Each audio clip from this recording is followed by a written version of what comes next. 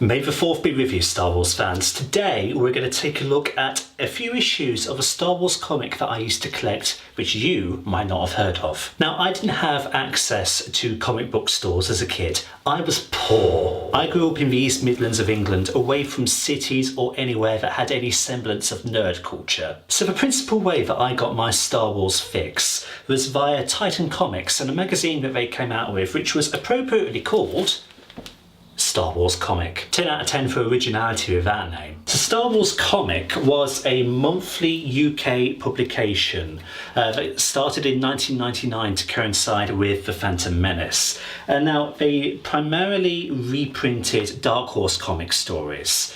Especially the Legends continuity, because this predates the whole canon shift thing. And considering that Dark Horse were the leading US publication at that time. What's great about these things is that they allowed peasants like me to expand our Star Wars knowledge of the expanded universe. But also, unlike other magazines come comics like the Spectacular Spider-Man Adventures from Panini, they didn't have a lot of filler content in the middle of them. So you would have basically a chain of 2 or 3 unbroken stories, very little in the way of posters or games or competitions stuffed in the centre multi-page spread wise. You would just have zoom, full-on comic strip, and that was quite rare, I think, for comics, but just made them all the better. So the comic went through various redesigns over the years, various different volumes. I've primarily got stuff from volume 3 from my research. In 2008, it went through a major rebrand to coincide with the Clone Wars, and it was called, guess what? Star Wars: The Clone Wars comic. And that went on till about 2014 when Titan lost the rights to the Star Wars IP to Egmont, and they came out with the Star Wars Rebels version of the magazine, which I didn't get a single issue of. And it's my understanding that the Rebels comic started producing their own original stories. Certainly the Clone Wars one did. But these older ones that we are discussing today, because Clone Wars could take up its own video, but these older ones, they are primarily just reprints of Dark Horse stuff. I by no means collected every single issue. You can see I've only got a handful here, and they are very random. They just comprise basically of random snippets from larger Dark Horse Legends stories. But let's take a deep dive, shall we, and see what I've exactly got here. We've got here volume 2, issue 13. I'd read about this on Wikipedia, but it's a story called Jedi Quest, and it's where Anakin goes to the caves on Ilum to get his lightsaber crystal, and he meets a spectre of Darth Maul, and you've got a massive big page spread there. Oh, look, there's an ad for Buffy of all things. That really dates this comic, doesn't it? But yeah, he encounters a vision of Darth Maul in the caves of Ilum, and they get into a bit of a lightsaber fight. So that's that one. Just covers the one story. And then we've got a trilogy of comics here, and these were my very first ones. Vader versus Maul. Specifically, this one here was the first one that I got. £1.99 it cost. Remember those days when magazines were that cheap? This is a cool story, and I remember back in the day, this was a hot topic. Who would win in a lightsaber fight, Darth Vader or Darth Maul? There was a Star Wars fan film which was directly inspired by this. This one here, as well as this one, also have a Zam Wesell story in the backs of them. And then this one concludes, if I can grab it correctly, this concludes the Vader and Maul fight. And then it's got a Mace Windu centric story in here as well, which is a little bit of a bizarre thing.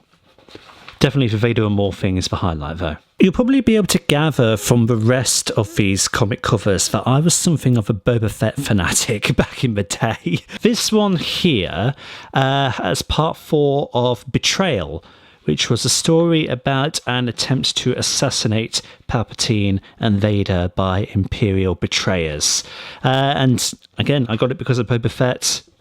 There's a massive team up, there's a rogue Jedi sort of thing, lots of deception in there, hence the name. I think that's the only story in this particular one. Oh, look who's on the cover again. This one here has a random standalone story called Sacrifice, you'll notice that the art in this one is very much Dark Empire inspired. I'd say it's the same artist, which I'm only realising now, but it's just this one singular story. I think what's interesting about Boba Fett in this one is that he doesn't speak a single word. This one here adapts several stories from a particular anthology of Star Wars Tales, Star Wars Tales issue 17. So you've got 3 stories in this. You've got Phantom Menaces, which is where Luke encounters the spectre of Darth Maul. You've got Ghosts of Hoth, it's kind of a horror story thing.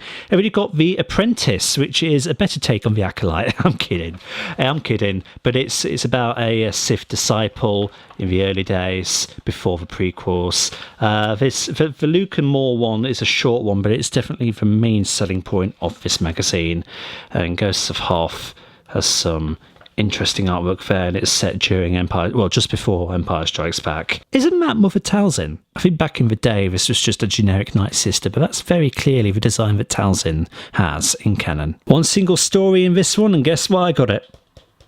But also Boba Fett versus Darth Vader, set before A New Hope.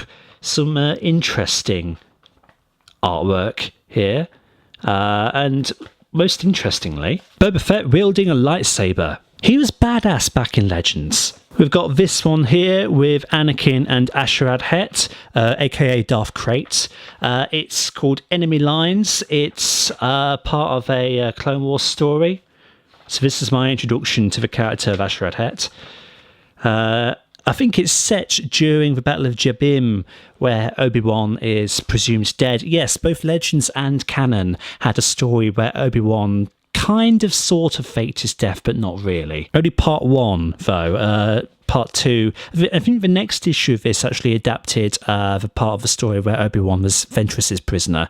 I never got it, though. 2 Boba Fett-centric stories in this one. They've got one, the first one here, Revenants, and interestingly, it takes place during the Yuuzhan Vong conflict. Chewbacca is dead by this point. He did die in Legends. But it's about Boba Fett basically hunting down Han Solo.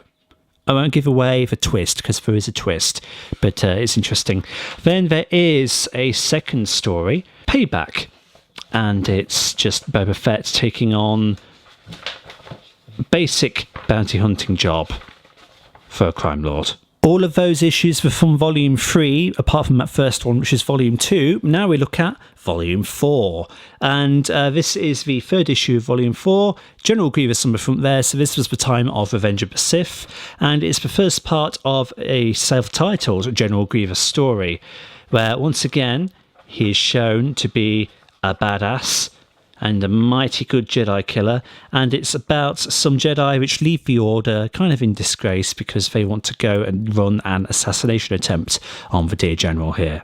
And then in the second half of the comic, we've got a Clone Commando story about an elite team of commandos that basically go on a suicide mission. And then finally, Volume 4, Issue 14, and guess who's on the cover? Honestly, I was so much of a Boba fanboy. Overkill is the first story in here. It's a standalone story about Boba taking on an Imperial contract. So you've got some pretty good artwork there. And a lot of bounty hunter shenanigans. And then the second story is part 3 of a Knights of the Old Republic story. I honestly couldn't tell you what this is all about, even though it does actually give a blurb there. I think it's about a Jedi on the run trying to clear his own name. But it was never particularly my favourite this. But then again, I'm not the biggest fan of Knights of the Old Republic, to be honest, but hey-ho, whatever. But these were cool, though. They were my principal way of getting into the expanded universe. Bring it back! I say, bring it back. So there we go, then. That's been our look at a fairly niche UK Star Wars publication, which you've probably not heard of. Well, unless you're like me and you grew up with the prequels, I mean, you probably have heard of these things because these were your only way of actually getting Star Wars comics, because you were poor, like me. So thank you everybody so much for stopping by and checking out this video. Like and subscribe if you haven't already, and share it around to help out the channel. And until the next time, see y'all later.